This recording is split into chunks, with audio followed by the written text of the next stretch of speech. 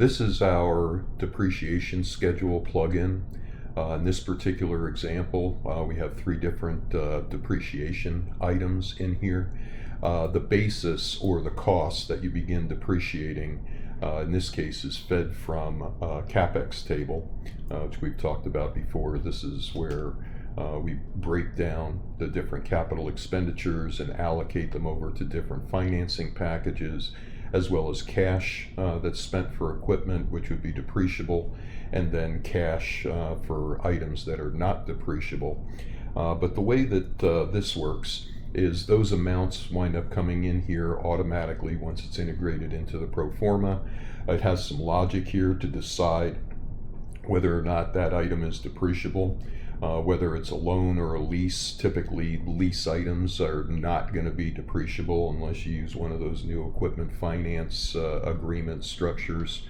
Then what it does, it tells you, or you program in what month it goes into service, how many years you're depreciating it, and then it'll tell you what the yearly depreciation is based on that schedule.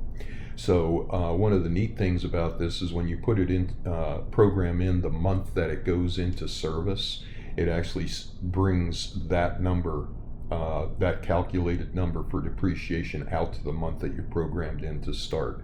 Then what it does is it also takes your accumulated depreciation, and this is a balance sheet item, so that you can actually integrate this in with your balance sheet as well. And that's something we would do for you as part of each pro forma package.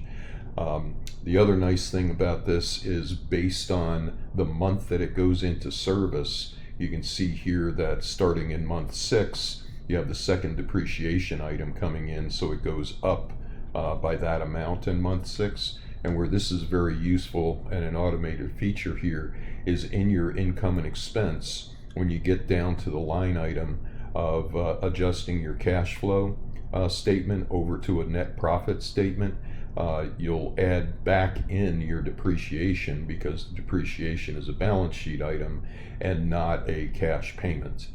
So this is how you would integrate this back in to use your income and expense statement as a cash flow statement as well as a net profit statement. Thank you for watching.